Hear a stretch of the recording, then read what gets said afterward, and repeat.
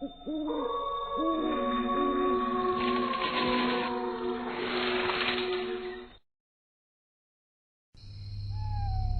के दिन थे। बच्चों की विंटर वेकेशन चल रही थी। गांव में सब बच्चे इकट्ठा होकर लुका छिपी खेल रहे थे। 8 साल का सोनू पेड़ के पीछे खड़ा होकर 1 से 10 तक गिनती कर रहा था। 1 2 3 4 5 6 7 8 9 10 मैं आ रहा हूं। सोनू जैसे ही गिनती पूरी करके वहां से जाने लगा, तभी उसके कंधे पर किसी ने हाथ रखा। सोनू ने पीछे मुड़कर देखा तो उसके सामने एक औरत खड़ी थी जिसने काली साड़ी पहनी थी और अपने चेहरे पर एक कपड़ा बांधे हुए थी। आप कौन हो? मुझे जाने दो, मुझे मेरे दोस्तों को ढूंढना है। रुको बेटा, मैं तुम्हारे लिए मिठाई लेकर आई थी। तुम्हें मिठाई बहुत पसंद है ना? हाँ बहुत पसंद है, लेकिन आप कौन हो? वो सब तुम्हें जानने की जरूरत नहीं है बेटा। तुम ये लो, ये मिठाई खा लो। ताजे मावे की शुद्ध बर्फी है।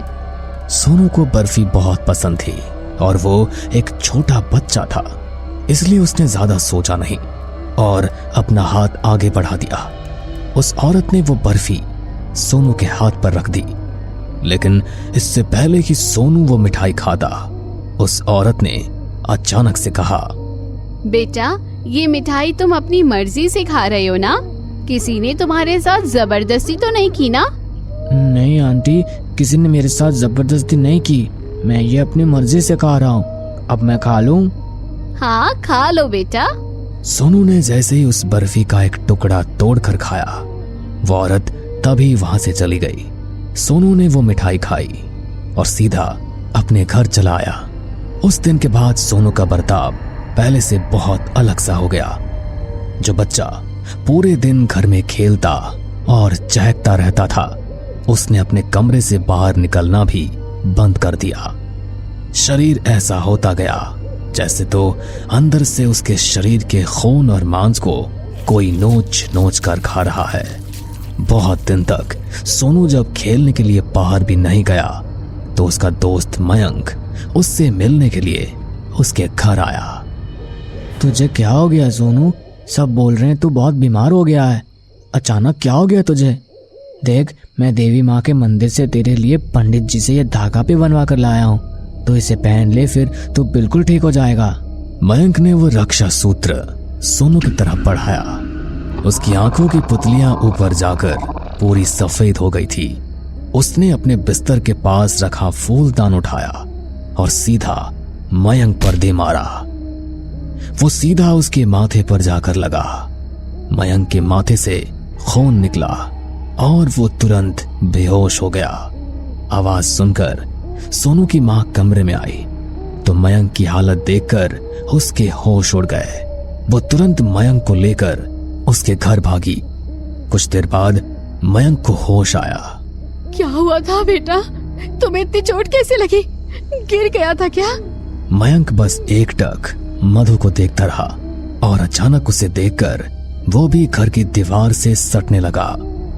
वो कुछ बोल नहीं पा रहा था।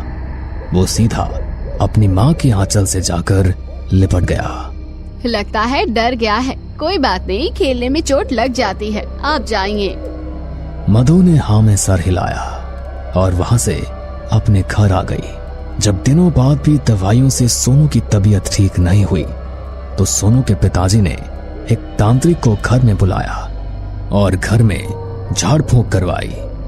तांत्रिक ने उनके घर में बंधन लगा दिए ताकि कोई नकारात्मक शक्ति घर में प्रवेश न कर पाए। 1 महीने तक घर में सब कुछ ठीक रहा। सोनू की हालत में भी सुधार आने लगा था। वो फिर से उनका हंसता खेलता बच्चा बनने लगा था। घर वाले भी अब इस चिंता से मुक्त हो गए थे। तभी एक दिन उनके घर पर गांव का एक आदमी आया। मदन भाई साहब, पिताजी गुजर गए हैं, आप जल्दी से मेरे साथ चलिए। अगर किसी घर में बंधन लगाया गया हो और उस घर के भीतर कोई ऐसा व्यक्ति प्रवेश कर जाए जिसके घर में अभी अभी किसी की मृत्यु या किसी का जन्म हुआ है तो लगा हुआ बंधन टूट जाता है। और जैसे ही किशोर ने उनके घर के भीतर प्रवेश किया, तांत्रिक बाबा द्वारा लगाया गया वो बंधन भी टूट गया। इस बारे में किसी को कोई खबर ही नहीं थी, सब निश्चिंत थे। लेकिन उसी रात मधु और मदन जब अपने कमरे में सो रहे थे तो उन्हें कुछ अजीब सी आवाज आई। आवाज किसी के हंसने की थी। उस आवाज के कानों में पड़ते ही दोनों की नींद खुल गई। आपको भी किसी के हंसने की आवाज सुनाई दी क्या? हाँ।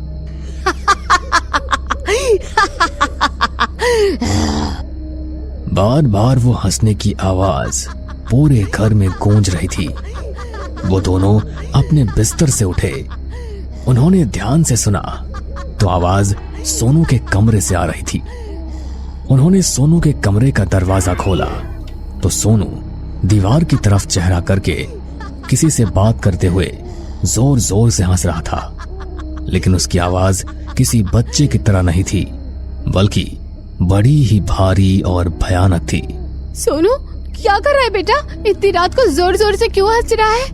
इससे पहले कि उसकी माँ आगे कुछ बोलती, सोनू ने बिना मुड़े ही अपनी गर्दन को पूरा पीछे की तरफ मोड़ दिया। उसकी आंखों की पुतलियां ऊपर जाकर पूरी सफेद हो गई थी और वो किसी भयानक राक्षस की तरह हंस रहा था। उसकी हालत देखकर उसके माता पिता की रूह कांप गई। उसकी माँ घर में गंगाजल की बोतल ढूंढने के लिए भागी, लेकिन पूरे घर में उन्हें कहीं गंगाजल नहीं मिला। उनकी आंखों के सामने सोनू अपने शरीर की हड्डियों को मोड़ रहा था और दर्द के मारे जोर जोर से चिल्ला रहा था। माँ, मुझे बचा लो माँ, ये मुझे बहुत तकलीफ पहुंचा रहा है। या तो मुझे बचा लो या मुझे मार दो माँ। अपने बच्चे के मुंह से ऐसी बात सुनकर सोनू के माता पिता भी फूट फूट कर रोने लगे। बहुत देर तक सोनू इसी तरह चिल्लाता रहा और कुछ देर बाद अचानक बेहोश हो गया। उसके पिताजी ने उसके चेहरे पर पानी छिड़का। उसे होश आया तो वो उसे सहारा देकर उठाने लगे, लेकिन वो जमीन पर गिर गया। पापा, मैं उठ नहीं पा रहा हूँ पिताजी, मेरे पैर काम नहीं कर रहे। क्या? ये तो क्या बोल रहा है बेटा? तेरा पैर सुन्न हो गया होगा। ले मेरा हाथ पकड़ और उठने की कोशिश कर। सोनू ने अपने पिताजी का हाथ पकड़कर कई बार उठने की कोशिश की, लेकिन हर बार वो जमीन पर गिर पड़ा। घर वाले इतनी रात को उसे किसी तांत्रिक के पास तो नहीं लेकर जा सकते थे, इसलिए डॉक्टर के पास लेकर भागे और वहां उन्हें कुछ ऐसा पता चला जिसने उन्हें अंदर तक तोड़ कर रख दिया। मुझे बताते हुए बड़ा दुख हो रहा है, लेकिन आपके बेटे के दोनों पैर पैरालाइज हो गए हैं। अब आपका बेटा जिंदगी भर कभी चल नहीं पाएगा। उन दोनों की आंखों में आंसू आ गए। वो हॉस्पिटल में लगी बेंच पर बैठे थे, तभी एक औरत ने आकर मधु के कंधे पर हाथ रखा। उसने लाल रंग की साड़ी पहनी थी और पूरा श्रृंगार किए हुई थी। उसे देखकर ऐसा लग रहा था जैसे वो तंत्र मंत्र करने वाले कोई औरत है। उसने खुद से ही मधु से कहा, पता नहीं आपको मेरी बात कैसी लगेगी, लेकिन आपके बेटे के ऊपर कोई साया है जिसकी वजह से ये सब हो रहा है, और अभी भी वो रुकेगा नहीं। अभी तो उसने शुरुआत की है। मैं तंत्र मंत्र को बहुत अच्छी तरह से जानती हूँ और आप जैसे लोगों की मदद करती हूँ। अगर आपको मेरी मदद की जरूरत है तो ये मेरा कार्ड रख लीजिए, मैं आपका इंतजार करूंगी। और हाँ, आपका बेटा मेरे पास आने में बहुत बाधा खड़ी करेगा। आप कैसे भी करके उसके माथे पर ये तिलक लगा दीजिएगा। ये तिलक की पोटली आप अपने पास रखिए। अपना कार्ड और तिलक की पोटली देकर वो औरत वहां से चली गई। इससे पहले कि और देर होती, ब्रह्म मुहूर्त के सुबह 4 बजे मधु और मदन अपने बेटे के वार्ड में गए। उनका बेटा उन्हें देखकर उसी तरह से शैतानी हंसी हंस रहा था। मधु बिल्कुल उसके पास जाकर खड़ी हो गई और इससे पहले कि वो कुछ करता, उसने तुरंत ही उसके माथे पर वो तिलक लगा दिया। वो बुरी तरह छटपटा गया। उसे वहीं पर तेज दौरा पड़ गया। डॉक्टर उसे देखने के लिए आए, लेकिन मदन ने उसे गोद में उठा लिया। डॉक्टर्स ने उनके साथ बहस की और इसी बहस के बीच सोनू वहां से भाग गया। डॉक्टर्स भी ये देखकर हैरान थे कि जिस बच्चे के दोनों पैर पैरालाइज हो चुके हैं, वो अपने पैरों पर कैसे भाग रहा है। उसकी मां और पिताजी उसको ढूंढने के लिए पीछे पीछे दौड़े, लेकिन अस्पताल के एंट्रेंस पर ही पेशेंट्स के लिए गणेश जी का एक मंदिर बनाया गया था। मंदिर के समीप पहुंचते ही वो बुरी तरह तड़पने लगा। उसके पिताजी ने उसे जल्दी से गोद में उठाया और अस्पताल के बाहर खड़े ऑटो में बैठकर वो तुरंत ही उस औरत के दिए गए एड्रेस पर पहुंच गए। उन्होंने पहले से ही वहां पर एक यज्ञ कुंड बनाकर तैयार किया हुआ था। जैसे तो वो जानती थी कि वो लोग उसके पास जरूर आएंगे। मुझे पहले ही अंदेशा मिल गया था कि आप आने वाली हैं। आप अपने बेटे को इस घेरे के बीच में बिठा दीजिए। सोनू की आंखें हल्की हल्की खुली थी। उसके माथे पर जब तिलक लगाया गया तो वो प्रेत उसके शरीर में बंध गया था और चाहकर भी वो उसके शरीर से निकल नहीं सकता था। लेकिन तिलक के प्रभाव से उसकी शक्तियां बहुत कम पड़ गई थी। वो घेरे में बैठकर बार बार अपने सर को घुमा रहा था। उस औरत ने सोनू के ऊपर यज्ञ कुंड के पास रखा हुआ जल छिड़का तो वो जोर से चिल्लाया और खुद को चोट पहुंचाने लगा। कभी नहीं बचा पाओगे तुम इसे। अपनी मर्जी से ग्रहण किया है इसने मुझे। इसके शरीर पर मेरा अधिकार है। इसे छोड़कर कहीं नहीं जाने वाला मैं। कौन है तू और अपनी मर्जी से कैसे ग्रहण किया है इसने तुझे? बोल। नहीं बताऊंगा। ये सब मैं तुम्हें कभी नहीं बताऊंगा। इस घेरे से मुक्त करो मुझे, वरना सबको मार डालूंगा मैं। उस औरत ने यज्ञ कुंड में कुछ सामग्री डालनी शुरू की। वो तेज तेज मंत्रों का उच्चारण कर रही थी। हर एक मंत्र के उच्चारण और हर एक सामग्री के यज्ञ कुंड में डालते ही बार बार सोनू दर्द से चीख रहा था। माँ, मुझे बचा लो माँ, ये मुझे बहुत तकलीफ दे रहा है। उसकी माँ अपने बेटे को दर्द में देखकर उसकी तरफ बढ़ने लगी। तभी उस औरत ने उसकी माँ की तरफ इशारा किया और उसे आगे बढ़ने से रोक दिया। तुझे क्या लगता है ये सब करके तो इसे बचा लेगी? तेरी आंखों के सामने इसे अपने साथ लेकर जाऊंगा मैं और तू मेरा कुछ नहीं बिगाड़ पाएगी। उस औरत ने फिर से सोनू की तरफ यज्ञ कुंड के पास रखा हुआ जल छिड़का। लगभग 3 घंटे तक वो यज्ञ चलता रहा और इन 3 घंटों में उस प्रेत ने हर वो कोशिश की जिससे वो यज्ञ को भंग कर सके।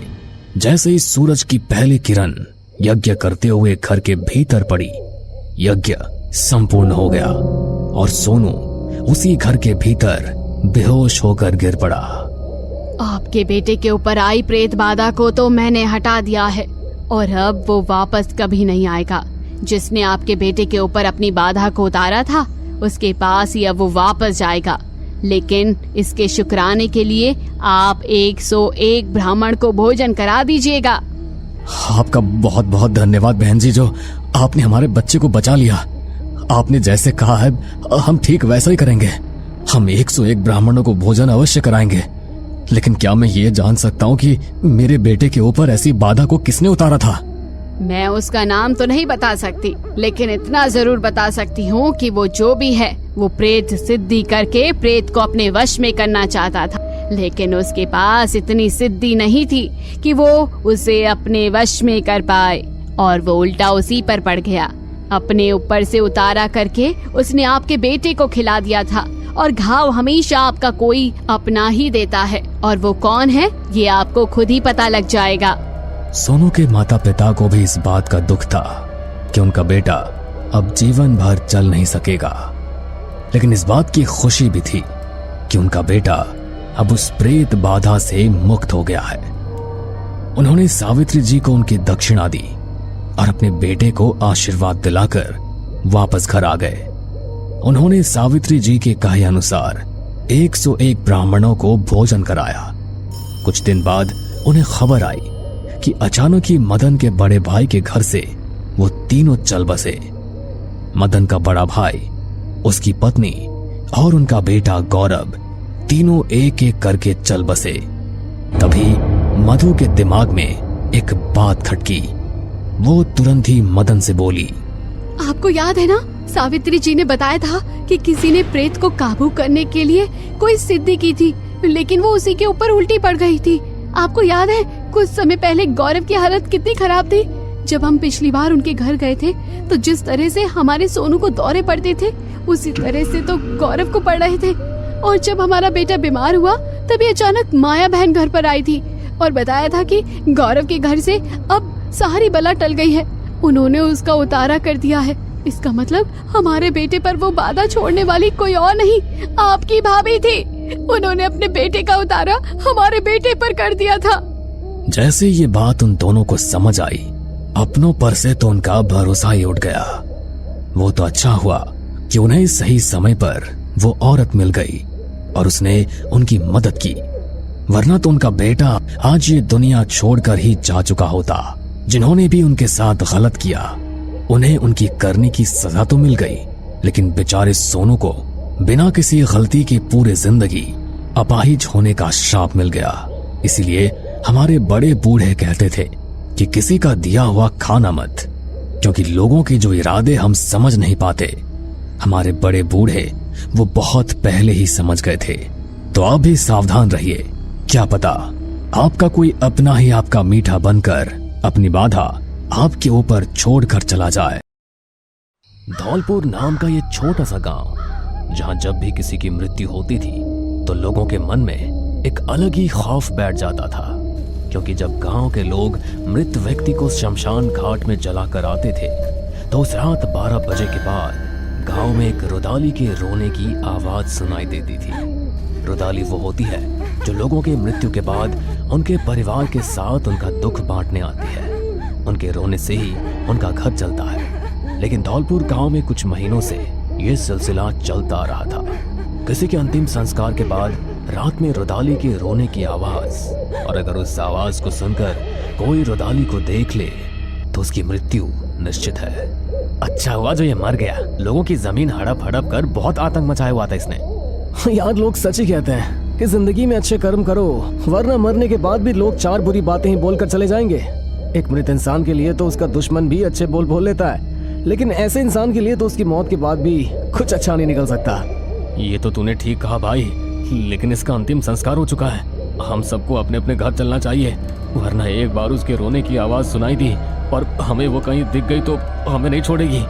मोहन की ये बात सुनकर सब लोग सचेत हो गए। सब लोग अपने अपने घरों को चले गए। लेकिन तभी एक लड़के जीतू के फोन पर उसके दोस्त का फोन आया। हेलो, हाँ भाई क्या हुआ, इतनी रात गए फोन कर रहा है? अरे तू भूल गया क्या, आज मेरा जन्मदिन है और देख तुझे आना ही पड़ेगा, आने के लिए तो मना नहीं कर सकता।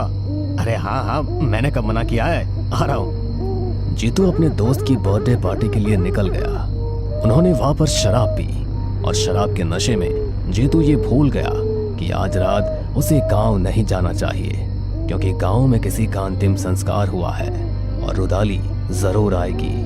नशे में होने की वजह से वो सब भूल गया और अपने गांव के लिए चल दिया।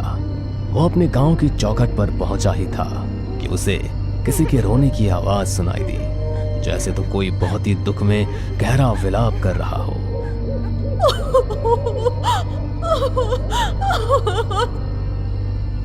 अरे इतनी रात को कौन रो रहा है? लड़कियां ना तो दिन में किसी को चैन लेने देती है और ना ही रात को चैन से सांस लेने देती है।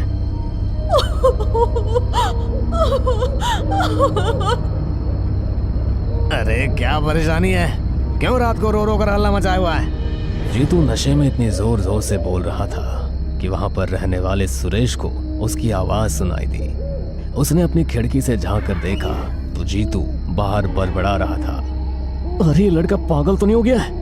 गांव में आज ही तो जमींदार का अंतिम संस्कार हुआ है और ये रात को इस तरह गांव में घूम रहा है। इसे अंदर लेकर आना होगा मुझे, वरना वो इसे छोड़ेगी नहीं। सुरेश की आवाज से उसकी पत्नी मनोरमा की नींद खुल गई। उसने जैसे सुरेश को बाहर जाते देखा तो तुरंत टोकते हुए कहा, इस टाइम कहाँ जा रहे हो? पता नहीं है क्या आज की रात कितनी भयानक है? अरे जानता हूँ, लेकिन क्या करूँ? वो गांव का जीतू बाहर नशे में बड़बड़ा रहा है।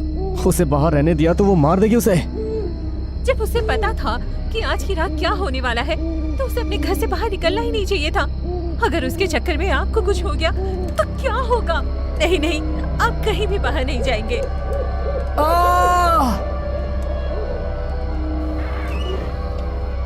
झांक कर देखा तो रुदाली की आत्मा जीतू को घसीटते हुए अपने साथ लेकर जा रही थी। उसे देखकर साफ पता चल रहा था कि उसके शरीर में अब जान नहीं बची है। ये देखकर सुरेश के रोंगटे खड़े हो गए। तभी रुदाली की आत्मा ने अपनी गर्दन घुमाई और सुरेश को खिड़की से झांकते हुए देख लिया। सुरेश की रूह कांप गई और उसने अपने कांपते हुए हाथों से जल्दी से खिड़की को बंद किया और जल्दी से आकर बिस्तर के अंदर लेट गया। उसका पूरा शरीर बुरी तरह कांप रहा था। क्या हुआ जी? आप इतने घबराए हुए क्यों? क्या देखा आपने बाहर?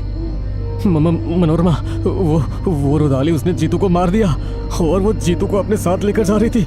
मैंने उसे देख लिया और उसको पता चल गया कि मैं उसे देख रहा था। उसकी नजर मुझ पर पड़ गई है मनोरमा। अब वो मुझे भी ले जाएगी। मुझे बचा लो। हे भगवान, ये क्या किया आपने? आपने बाहर जाकर देखा ही क्यों? हे भगवान, हमारी रक्षा करना। कुछ पल के लिए तो सब कुछ शांत रहा, लेकिन थोड़ी देर बाद अचानक सुरेश के दरवाजे पर कोई जोर जोर से ठक ठक करने लगा। कोई दरवाजे को इतनी जोर से खटखटा रहा था जैसे अभी दरवाजा टूट कर गिर जाएगा। उसने आपको देख लिया, इसलिए वो हमारे घर के अंदर आना चाहती है, लेकिन मैं ऐसा नहीं होने दूंगी। मैं अभी मंदिर में दिया जलाती हूँ। मनोरमा उठकर मंदिर में दिया जलाने गई। उसने जल्दी से दिए में बाती को लगाया, लेकिन दिया जलाने के लिए माचिस जली ही नहीं। इससे पहले कि बाती जलती, वो ठक ठक की आवाज और तेज हो गई और अचानक से दरवाजा टूट गया। मनोरमा ने जैसे ही पीछे मुड़कर देखा तो ना तो वहां रुदाली थी और ना ही घर में सुरेश था। उसे बस सुरेश के चीखने की आवाज सुनाई दी और उसके बाद सब कुछ शांत हो गया। मना किया था मैंने कि मत करो ऐसा, लेकिन मेरी बात नहीं मानी। आज वो उनको भी ले गई। सुबह जब गांव में सब लोग उठे तो उनको गांव में जीतू और सुरेश के मरने की खबर पता चली। कैसे कल रात रुदाली उन दोनों को अपने साथ ले गई। पिछले कुछ महीनों में ऐसा बहुत लोगों के साथ हो चुका था, इसलिए अब ये गांव वालों के लिए बहुत ज्यादा चिंता का विषय बन गया था। कल मैं और सुरेश भाई इसी बारे में बात कर रहे थे, लेकिन मैं नहीं जानता था कि वो उनको ही ले जाएगी। अब हमें कुछ करना होगा, वरना ऐसे तो ये सिलसिला कभी थमेगा ही नहीं। तुम ठीक कह रहे हो मोहन बेटा, हमें किसी तांत्रिक को गांव में बुलाकर लाना होगा।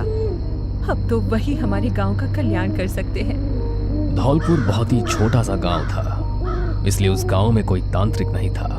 गांव के कुछ लोग मिलकर दूसरे गांव में गए, जहां पर तांत्रिक बाबा अपनी सिद्धियों के कारण बहुत ही मशहूर थे। उन्होंने जाकर सारी बात तांत्रिक बाबा को बताई। अगर ऐसी बात है तो तुम लोग चिंता मत करो। आज तुम लोगों ने गांव में जीतू और सुरेश का अंतिम संस्कार किया है, तो मतलब आज भी वह गांव में आएगी, लेकिन गांव में से कोई भी बाहर मत निकलना। इसके लिए तो तुम पहले से ही सावधान हो, लेकिन आज जरा खास ध्यान रखना, क्योंकि आज रात मैं तुम्हारे गांव में जाऊंगा और मैं चाहता हूं कि वो मेरे सामने आए ताकि मैं उसे हमेशा के लिए कैद कर सकूं। ठीक है बाबा, हम आपकी बात का ध्यान रखेंगे। बस आप हमें उस रुदाली की आत्मा से मुक्ति दिला दीजिए। अपने कहे अनुसार बाबा रात को गांव में आए और गांव के चारों तरफ और गांव की हर गली में घूमने लगे ताकि उन्हें भी उस रुदाली की आत्मा दिखाई दे। रात के लगभग 1:30 बजे का समय होगा। तांत्रिक बाबा सब जगह घूमकर एक जगह आसन लगाकर बैठ गए। तभी उन्हें किसी के रोने की आवाज सुनाई दी।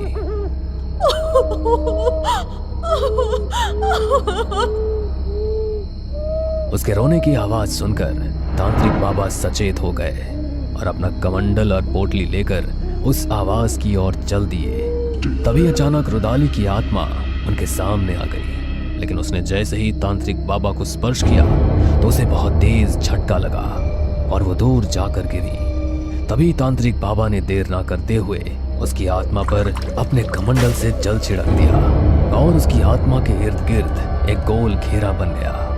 गोल घेरे के अंदर आते ही वो बुरी तरह तड़पने और चिल्लाने लगी। छोड़ो मुझे, इस घेरे से बाहर निकालो मुझे। बिल्कुल नहीं, मैं तुझे इस घेरे से बाहर बिल्कुल भी नहीं निकालूंगा। बहुत से मासूमों की जान ले ली तूने, लेकिन अब मैं तुझे किसी की जान लेने नहीं दूंगा। मासूम? कौन मासूम? कोई भी मासूम नहीं है यहाँ पर, सबके सब निर्दयी हैं। निर्दयी? क्या मतलब है इस बात का? इसका मतलब ये है कि मैं इन लोगों को जानबूझकर नहीं मार रही हूँ। मैं सबके घरों में किसी की मौत होने पर रुदाली बनकर उनका दुख बांटने के लिए जाती थी, ताकि मैं अपने पति की दवाइयों का खर्च निकाल सकूं। मेरे पति एक अपाहिज थे और कोई काम नहीं कर सकते थे, लेकिन एक दिन गांव के एक अमीर आदमी की नजर मुझ पर पड़ गई, जिसने पहले भी 3 औरतों से शादी की और उनसे मन भर जाने पर उन्हें मार डाला। उसके काले कर्म हमेशा उसके पैसों की आड़ में छुप गए। एक दिन उसकी बुरी नजर मुझ पर भी पड़ गई और उसने मुझसे कहा, कितनी सुंदर है तू, क्यों अपनी खूबसूरती को इस लंगड़े के पीछे व्यर्थ कर रही है? तू मुझसे शादी कर ले, मैं तुझे लेकर कहीं दूर चला जाऊंगा। शर्म नहीं आई तुझे ये कहते हुए? मैं एक पतिव्रता स्त्री हूँ, अभी के अभी यहाँ से चला जा, वरना ठीक नहीं होगा। अच्छा, तू क्या कर लेगी मेरा? और कौन है जो तुझे मुझसे बचा लेगा? तेरा ये लंगड़ा पति तुझे बचाएगा क्या? मैं तुझे आखिरी बार कहता हूँ, या तो तू मुझसे शादी कर ले, वरना ये अपनी जान से हाथ धो बैठेगा। उसने मुझे पाने के लिए मेरे पति को मार डाला, ये सोचकर कि मैं उसके बाद उससे शादी कर लूंगी। लेकिन जब मैंने उसके खिलाफ गांव में बोलने की कोशिश की, तो उसने मुझ पर तरह तरह के इल्जाम लगा दिए कि ये अपने अपाहिज पति से तंग आ गई थी और दूसरे गांव के किसी लड़के के साथ भागने ही वाली थी।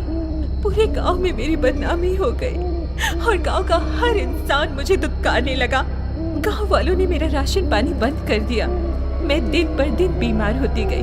मुझे ऐसी ऐसी बातें सुनने पड़ी जिनसे मैं जीते जी मर गई। मुझसे ये सब सहन नहीं हुआ। मेरे गांव वालों को सब बताना भी चाहा, लेकिन उन्होंने मेरे पति की मौत के ताने मार मार कर मुझे वहां से भगा दिया। मैं एक जिंदा लाश बनकर रह गई और मैंने उस जिल्लत भरी जिंदगी से अच्छा अपनी जिंदगी को हमेशा के लिए खत्म कर लिया। लेकिन मैंने ये ठान लिया था कि इन गांव वालों को मैं छोड़ूंगी नहीं। जो इन्होंने मेरे साथ किया, इसका बदला तो मैं इनसे जरूर लूंगी। रुदाली की आत्मा की बातें सुनकर तांत्रिक बाबा का भी खून खौल उठा। मैं तो तुझे यहाँ पर कैद करके मुक्ति दिलाने आया था, लेकिन तेरी मुक्ति अब तभी होगी जब उन सबको उनके किए की सजा मिलेगी। ऐसे कर्म करने वाले हर प्राणी का अंत बुरा ही होना चाहिए, इसलिए मैं तुझे कैद नहीं करूंगा और ना ही अभी तेरी मुक्ति होगी।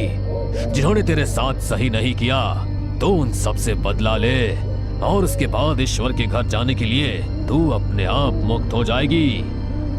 तांत्रिक बाबा ने रुदाली की आत्मा को घेरे से आजाद कर दिया और वहां से चले गए। तांत्रिक बाबा ने उस गांव के लोगों का अपने गांव में आना निषेध कर दिया और रुदाली की आत्मा ने अपने एक एक गुनहगार को चुन चुन कर मौत के घाट उतारा। और जिस दिन उसका बदला पूरा हो गया, उस दिन वो अपने आप मुक्त हो गई। हमें पूरा यकीन है दोस्तों कि आप लोगों को ये कहानी जरूर पसंद आई होगी। अगर आपके साथ भी कुछ ऐसे अनकहे किस्से हो चुके हैं तो प्लीज हमारे साथ शेयर करें, हम जरूर अपने चैनल पर उनको दिखाएंगे। हमारी ईमेल आईडी नीचे डिस्क्रिप्शन बॉक्स में दी गई है, तो प्लीज हमारे वीडियो और चैनल को शेयर एंड सब्सक्राइब करें और बने रहे हमारे साथ ऐसे ही अनकहे किस्से और कहानियां सुनने के लिए।